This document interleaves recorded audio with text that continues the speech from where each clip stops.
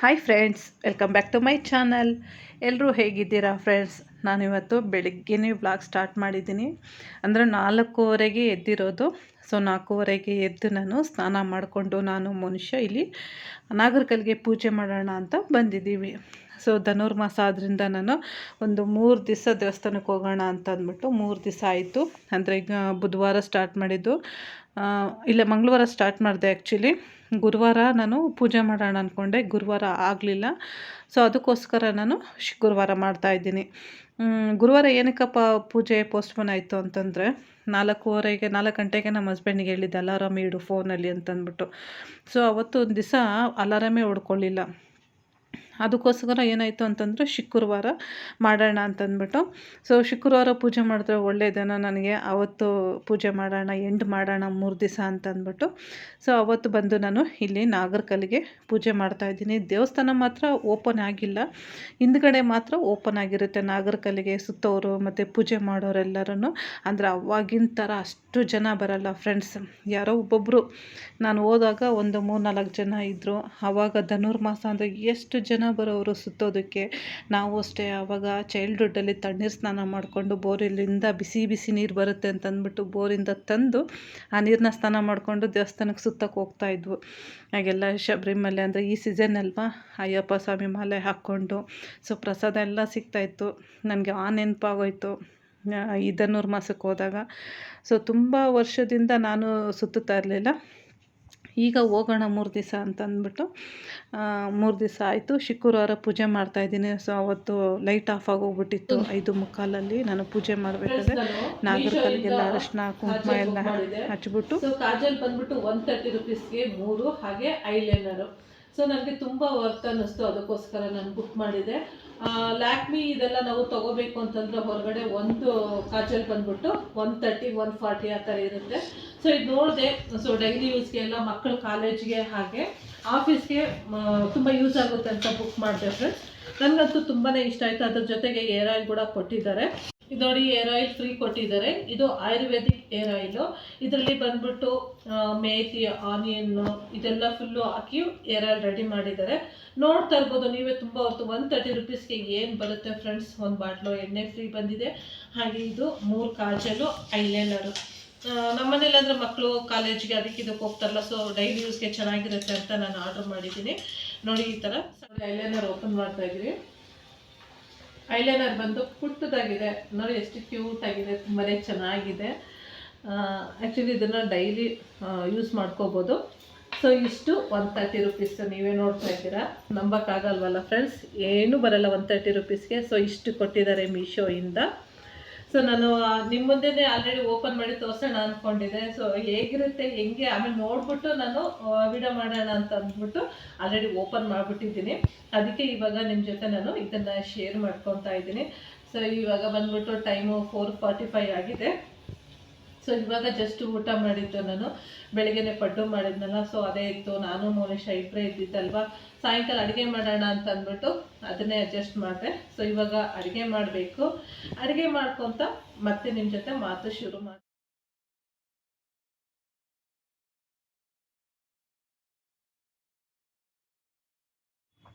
ಇದು ಬಂದ್ಬಿಟ್ಟು ಇಲ್ಲಿ ನಾನು ಚಿಕನ್ಗೆ ರೆಡಿ ಮಾಡಿದ್ದೀನಿ. ಅಂದರೆ ಪೆಪ್ಪರ್ ಚಿಕನ್ ಗ್ರೇವಿ ಮಾಡೋಣ ಅಂತಂದ್ಬಿಟ್ಟು. ಅಂದರೆ ಇದು ಸಂಡೇ. ಆ್ಯಕ್ಚುಲಿ ಇನ್ನೂ ವೀಡಿಯೋಗಳಿತ್ತು ಫ್ರೆಂಡ್ಸ್, ಎಲ್ಲ ಡಿಲೇಟ್ ಆಗೋಗ್ಬಿಟ್ಟಿದೆ. ಸೊ ಅದಕ್ಕೋಸ್ಕರ ನಾನು ಭಾನುವಾರ ಅಂತಂದರೆ ನ್ಯೂ ಇಯರ್ ಹಿಂದಿನ ದಿವಸನೇ ನಾನು ಪ್ರಿಪ್ರೇಷನ್ ಮಾಡ್ಕೊಂಡಿರೋದು. ಭಾನುವಾರ ನೈಟಿಗೆ ಬಂದ್ಬಿಟ್ಟು ನಾನು ಡಿನ್ನರ್ಗೆ ಪೆಪ್ಪರ್ ಚಿಕನ್ ಗ್ರೇವಿ, ಹಾಗೆ ನಾನು ರಾಗಿ ಮುದ್ದೆ ಮಾಡಿಬಿಟ್ಟು, ಆ ಗ್ರೇವಿಗೆ ರಾಗಿ ಮುದ್ದೆ ಚೆನ್ನಾಗಿರುತ್ತೆ ಅಂತಂದ್ಬಿಟ್ಟು ರಾಗಿ ಮುದ್ದೆ ಮಾಡಿದ್ದೆ. ಹಾಗೆ ನಮಗೆ ಗೀ ರೈಸ್ ಮಾಡ್ಕೊಂಡಿದ್ದೆ. ಅದಕ್ಕೆ ಇವಾಗ ಫಸ್ಟೇ ಸ್ವಲ್ಪ ಮೊಸರು, ಉಪ್ಪು, ಖಾರ, ಅರಿಶಿನ ಪುಡಿ ಹಾಕಿ ಚೆನ್ನಾಗಿ ಕಲಸಿಡ್ತಾ ಇದ್ದೀನಿ. ಯಾಕಂದರೆ ಕೆಲವೊಂದು ಸತಿ ಚಿಕನ್ ಬೇಯೋದಿಲ್ಲ, ಅಂದರೆ ದಪ್ಪ ಕೋಳಿ ಇದ್ದರೆ ಈ ಥರ ಸ್ವಲ್ಪ ಮೊಸರು ಹಾಕಿ ನೀವು ನೆನೆಸಿಡೋದ್ರಿಂದ ಬೇಗನೆ ಬೇಯ್ಕೊಳ್ಳುತ್ತೆ. ನಾನು ಕುಕ್ಕರೆಲ್ಲ ಹಾಕೋಕ್ಕೆ ಹೋಗಿಲ್ಲ, ಓಪನ್ ಲಿಡ್ಡಲ್ಲೇ ಬೇಯಿಸ್ಕೊಂಡೆ ಇದನ್ನು. ಯಾಕಂದರೆ ಚಿಕನ್ ಸಾಫ್ಟ್ ಆಗುತ್ತೆ ಮೊಸರು ಹಾಕೋದ್ರಿಂದ. ಅದಕ್ಕೆ ಇನ್ನೂ 10 ನಿಮಿಷ ನೆನೆಸಿಟ್ಟಿದ್ದೆ. ಸೊ ಇವಾಗ ನಾನು ಚಿಕನ್ ಗ್ರೇವಿ ಮಾಡ್ತಾಯಿದ್ದೀನಿ. ನಾನು ಆಗಲೇ ಹೇಳಿದ್ನಲ್ಲ, ಕುಕ್ಕರಲ್ಲಿ ಲಿಡ್ ಕ್ಲೋಸ್ ಮಾಡಿದ್ರೆ ಓಪನ್ ಆಗಿ ನಾನು ಮಾಡ್ತಾಯಿದ್ದೀನಿ. ಈಗ ಒಂದು ಕಡೆ ಚಿಕನ್ ಗ್ರೇವಿ ಆಗಿದೆ. ಇನ್ನು ಸ್ವಲ್ಪ ಗಟ್ಟಿಯಾಗಿ ಗ್ರೇವಿ ಬೇಕು ನನಗೆ, ಯಾಕಂದರೆ ಮುದ್ದೆಗೆ ಬೇಕಲ್ವ, ಅದಕ್ಕೋಸ್ಕರ. ಈ ಕಡೆ ಇನ್ನೊಂದು ಕುಕ್ಕರಲ್ಲಿ ನಾನು ಏನು ಮಾಡ್ತಾಯಿದ್ದೀನಿ ಅಂದರೆ, ಗೀ ರೈಸ್ಗೆ ಇಲ್ಲಿ ನಾನು ಈರುಳ್ಳಿ ಮತ್ತು ತುಪ್ಪ, ಹಸಿಮೆಣ್ಸಿನ್ಕಾಯಿ, ಈ ಪಲಾವ್ ಸಾಮಾನೆಲ್ಲ ಹಾಕ್ಕೊಂಡು ನಾನು ಫ್ರೈ ಮಾಡ್ಕೊತಾ ಇದ್ದೀನಿ. ಮತ್ತು ಗೀ ರೈಸ್ಗೆ ತೆಂಗಿನ ಹಾಲು ಹಾಕಿದ್ರೆ ಚೆನ್ನಾಗಿರುತ್ತೆ ಅಂತಂದ್ಬಿಟ್ಟು ಒಂದು ಮಿಕ್ಸಿ ಜಾರ್ ಅಷ್ಟಂದರೆ ಒಂದು 2 ಕಪ್ ಆಗುವಷ್ಟು ನಾನು ತೆಂಗಿನ ಹಾಲನ್ನ ರೆಡಿ ಮಾಡ್ಕೊಂಡಿದ್ದೀನಿ. ಹಾಕಿದ್ರೆ ತುಂಬ ಚೆನ್ನಾಗಿರುತ್ತೆ ಗೀ ರೈಸ್ಗೆ. ಮತ್ತು ಇಲ್ಲಿ ಅಕ್ಕಿ ನೆನೆಸಿಟ್ಕೊಂಡಿದ್ದೀನಿ ಅರ್ಧ ಗಂಟೆ ಮುಂಚೆನೇ, ಅಂದರೆ ನಾರ್ಮಲ್ ಊಟದ ಅಕ್ಕಿನೇ ಹಾಕ್ತಾಯಿದ್ದೀನಿ. ನೀವು ಬೇಕು ಅಂತಂದರೆ ಬೇರೆ ಅಕ್ಕಿ ಕೂಡ ಹಾಕ್ಕೋಬೋದು. ಈ ಥರ ನೆನೆಸಿ ಅಕ್ಕಿ ಹಾಕೋದ್ರಿಂದ ತುಂಬ ಚೆನ್ನಾಗಿ ಉದುದ್ರಾಗೆ ಬರುತ್ತೆ, ಮತ್ತು ಟೇಸ್ಟ್ ಕೂಡ ತುಂಬಾ ಚೆನ್ನಾಗಿರುತ್ತೆ. ಈ ಪಲಾವ್ಗೂ ಅಷ್ಟೇ, ಯಾವುದಕ್ಕೆ ರೈಸ್ ಬಾತ್ ಮಾಡಿದಾಗ ನಾವು ನೆನೆಸಿಡೋದ್ರಿಂದ ತುಂಬ ಚೆನ್ನಾಗಿ ಬರುತ್ತೆ. ಸೊ ಈಗ ನಾನು ಇದಕ್ಕೆ ಎಲ್ಲ ಫ್ರೈ. ಇದು ನೋಡಿ ಶುಕ್ರವಾರ. ಆ್ಯಕ್ಚುಲಿ ನಾನು ವೀಡಿಯೋಗಳೆಲ್ಲ ಇಟ್ಕೊಂಡಿದ್ದೆ ಫ್ರೆಂಡ್ಸ್. ನಮ್ಮ ಯಜಮಾನ್ರದ್ದು ಸಡನ್ನಾಗೆ ಫೋನ್ ಬ್ಲಾಕ್ ಆಗೋಗ್ಬಿಡ್ತು. ಯಾಕಂತಂದರೆ ಮೋನಿಶಾ ಫೋನ್ ತೊಗೊಂಡು ನೋಡ್ತಾ ಇದ್ಲು. ನೋಡಬೇಕಾದ್ರೆ ಏನಾಯಿತು, ಅನ್ಲಾಕ್ ಆಗೋಗ್ಬಿಟ್ಟಿತ್ತು. ಸೊ ನಮ್ಮ ಯಜಮಾನ್ರು ತುಂಬಾ ಪ್ರಯತ್ನ ಪಟ್ಟರು, ಲಾಕ್ ಓಪನ್ ಮಾಡೋದಕ್ಕೆ ಆಗಲೇ ಇಲ್ಲ. ಮತ್ತು ಫೋನ್ ಇಲ್ಲ ಅಂತಂದರೆ ಏನಕ್ಕೂ ಆಗೋಲ್ಲ ಅಂತಂದ್ಬಿಟ್ಟು ಅವತ್ತು ನೈಟು ನಮ್ಮ ಯಜಮಾನ್ರು ಹೋಗ್ಬಿಟ್ಟು ಅದನ್ನು ಲಾಕ್ ಓಪನ್ ಮಾಡಿಸ್ಕೊಬಂದರು. ಸೊ ಹಾಗಾಗಿ ಕೆಲವೊಂದು ವೀಡಿಯೋಗಳು ಮಿಸ್ ಆಗೋಗ್ಬಿಟ್ಟಿದೆ. ಕೆಲವೊಂದು ಇದರ ಜೊತೆಗೇನೆ ಮೇಘನ ಅಪ್ಲೋಡ್ ಮಾಡಿಕೊಟ್ಟಿದ್ದಾಳೆ. ಇದು ಬಂದ್ಬಿಟ್ಟು ಕಳಸ ತೆಗಿತಾ ಇದ್ದೀವಿ, ಅಂದರೆ ರಾಮರ ದೇವಸ್ಥಾನದಲ್ಲಿ. ಇವಾಗೆಲ್ಲ ಅಯೋಧ್ಯದಲ್ಲಿ ಸ್ಥಾಪನೆಯಾಗಿ ಪೂಜೆ ನಡೀತಾ ಇದೆ ಅಲ್ವ, ಅಲ್ಲಿಂದ ಬಂದಿರೋಂಥ ಅಕ್ಷತೆ ಕಾಳನ್ನ ನಮ್ಮನೆ ಹತ್ರ BJPಯವರು, ಅಂದರೆ MLA ರಘು ಸರ್ ಅವರು ಇದನ್ನು ರಾಮ ದೇವಸ್ಥಾನದಲ್ಲಿ ಪೂಜೆ ಮಾಡಿಕೊಂಡು ತರ್ತಾಯಿದ್ದಾರೆ. ಸೊ ನಾವು ಅದರ ಹಿಂದ್ಗಡೆ ಹೋಗಿ ಕಳಸನ ತೊಗೊಂಡಿದ್ವಿ. ನಾನು ಮೋನಿಶಾ ಕಳಸನ ಎತ್ಕೊಂಡಿದ್ವಿ. ಮೇಘನ ಸುಮ್ಮನೆ ನಮ್ಮ ಜೊತೆಲಿ ಬಂದಳು. ಸೊ ಇಲ್ಲಿಂದ ಬಂದ್ಬಿಟ್ಟು ಮೆರವಣಿಗೆ ಎಲ್ಲಪ್ಪ ಅಂದ್ರೆ ರಾಮ ದೇವಸ್ಥಾನದಿಂದ ಗಣೇಶ ಟೆಂಪಲ್ವರೆಗೂ ಈ ಮೆರವಣಿಗೆ. ಅವ್ರು ಅಕ್ಕಿ ತೊಗೊಂಡು ಮುಂದೆ ಹೋಗ್ತಾಯಿದ್ರು, ಹಿಂದ್ಗಡೆ ನಾವು ಕಳಸ ತೊಗೊಂಡು ಹೋಗ್ತಾಯಿದ್ದೀವಿ. ಸುಮಾರು ಒಂದು 300 ಕಳಸಗಳನ್ನ ಎತ್ಕೊಂಡು ಹೋಗ್ತಾ ಇರೋದು ನಾವು. ಅದರಲ್ಲೂ ನಮಗೆ ಸಿಕ್ಕಿರೋದು ಇನ್ನೂ ಖುಷಿನೇ. ಮತ್ತು ಈ ಕಳಸಗಳನ್ನೆಲ್ಲ ಎತ್ಕೊಂಡು ಗಣೇಶನ ದೇವಸ್ಥಾನ ಹತ್ರ ಇಡಬೇಕು. ಸೊ ಅಲ್ಲಿ ತೊಗೊಂಡೋಗಿ ಇಟ್ಟಿದ್ವಿ.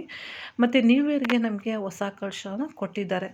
ಅದನ್ನು ಮುಂದಿನ ವಿಡಿಯೋದಲ್ಲಿ ಬರುತ್ತೆ, ಅಂದರೆ ಇದೇ ವಿಡಿಯೋದಲ್ಲಿ ಬರುತ್ತೆ. ಅದನ್ನು ನಿಮಗೆ ಹೇಗೆ ಅಂತಂದ್ಬಿಟ್ಟು ನಾನು ಹೇಳ್ತೀನಿ. ಸೊ ನಾವು ಬರೋಷ್ಟೊತ್ತಿಗೆ ಕಳಸ ಎತ್ಕೊಂಡು 5:30 ಆಗೋಗ್ಬಿಟ್ಟಿತ್ತು.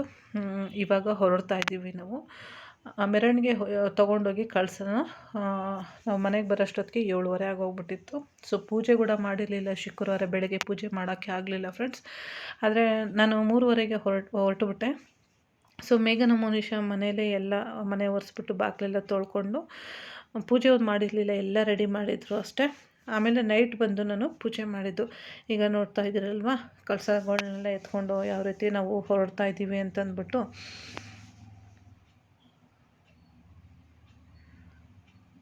ನೋಡಿ, ಇವಾಗ ಗಣೇಶನ ದೇವಸ್ಥಾನಕ್ಕೆ ರೀಚ್ ಆಗಿದ್ದೀವಿ. ಇದು ಗಣೇಶನ ದೇವಸ್ಥಾನ, ಪಕ್ಕದಲ್ಲೇ ಚೌಟ್ರಿ ಕೂಡ ಇದೆ. ಈ ಚೌಟ್ರಿಲಿ ಮದುವೆ ಸಹ ಕೂಡ ನಡೀತಾ ಇರುತ್ತೆ. ಇವಾಗ ಇಲ್ಲಿ ಅಂದರೆ ರಾಮ ಟೆಂಪಲಿಂದ ಸ್ಟಾರ್ಟ್ ಮಾಡಿದ್ದು, ಅಕ್ಷತೆಗಳನ್ನ MLA ರಘು ಸರ್ ಅವ್ರು ತೊಗೊಂಡಿದ್ದು, ಇಲ್ಲಿಗೆ ಎಂಡ್ ಮಾಡಿದ್ದು ಗಣೇಶನ ದೇವಸ್ಥಾನಕ್ಕೆ. ಇವಾಗ ನಾವು ಕಳಸನೆಲ್ಲ ತೊಗೊಂಡು ಇಲ್ಲೇ ಇಟ್ಟಿದ್ದೀವಿ. ಸೊ ಅವರು ಪ್ರದಕ್ಷಿಣೆ ಮಾಡ್ತಾಯಿದ್ದಾರೆ ಅಕ್ಷತೆ ಕಾಳನ್ನ ತೊಗೊಂಡು. ಅಲ್ಲಿಂದ ಬಂದಿರೋ ಅಕ್ಷತೆ ಕಾಳಾಗಿರ್ಬೋದು, ಇಲ್ಲ ಕಳಸ ಆಗಿರ್ಬೋದು, ನಮ್ಮ ಕೈಯಲ್ಲಿ ಸಿಕ್ತಲ್ವ, ನಾವು ತೊಗೊಂಡೋಗೋದಕ್ಕೆ ನಮ್ಗೆ ಅದೆಷ್ಟು ಪುಣ್ಯ ಅಂತ ಹೇಳಿದ್ರೆ ಎಷ್ಟು ಹೇಳಿದ್ರೂ ಸಾಲಲ್ಲ. ಅದರಲ್ಲಿ ನನಗೂ ನನ್ನ ಚಿಕ್ಕ ಮಗಳಿಗೂ ಸಿಕ್ತಲ್ವ, ತುಂಬಾ ಅದೃಷ್ಟ ಅಂದ್ಕೊತೀನಿ.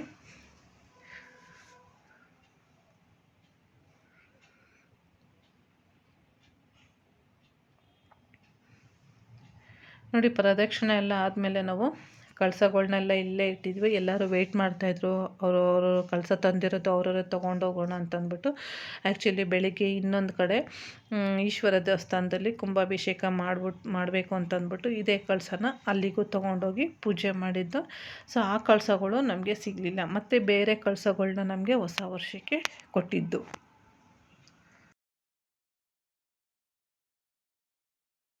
ಫ್ರೆಂಡ್ಸ್ ನೋಡಿ, ಇವಾಗ ಪೂಜೆ ಎಲ್ಲ ಆಯಿತು.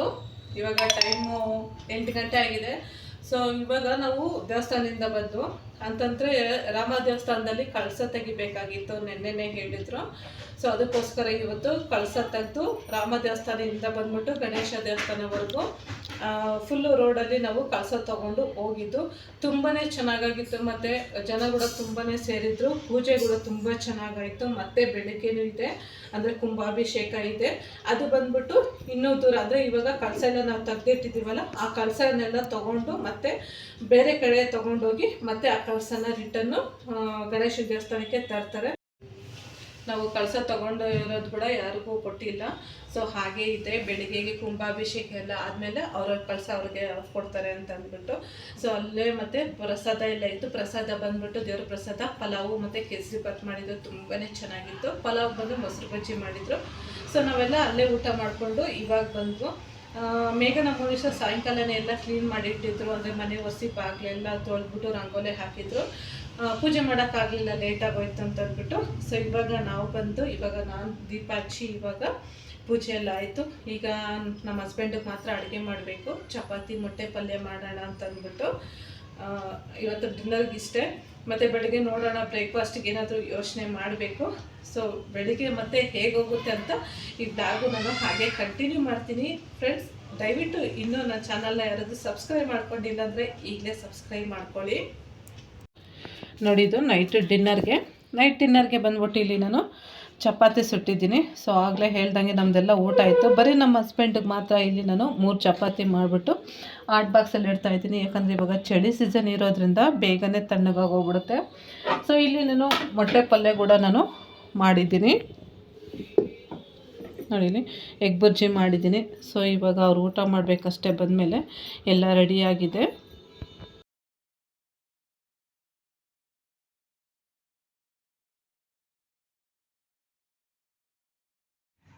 ನೋಡಿದ್ರಲ್ಲ ಫ್ರೆಂಡ್ಸ್, ಇವತ್ತಿನ ಬ್ಲಾಗು ಇಷ್ಟೇ. ಇವತ್ತಿನ ಬ್ಲಾಗ್ನ ಇಲ್ಲಿಗೆ ಎಂಡ್ ಮಾಡ್ತಾಯಿದ್ದೀನಿ. ದಯವಿಟ್ಟು ಈ ವ್ಲಾಗ್ ಇಷ್ಟ ಆದರೆ ಈ ವ್ಲಾಗಿಗೊಂದು ಲೈಕ್ ಕೊಡೋದು ಮಾತ್ರ ಮರಿಬೇಡಿ. ಹಾಗೆ ಏನೇ ಇದ್ದರೂ ನನಗೆ ಕಮೆಂಟ್ ಬಾಕ್ಸಲ್ಲಿ ಕಮೆಂಟ್ ಮಾಡಿ ಅಂತ ಹೇಳ್ತಾ, ಮತ್ತೆ ಮುಂದಿನ ವ್ಲಾಗಲ್ಲಿ ಇಂಟ್ರೆಸ್ಟಿಂಗ್ ವ್ಲಾಗ್ ಒಂದಿಗೆ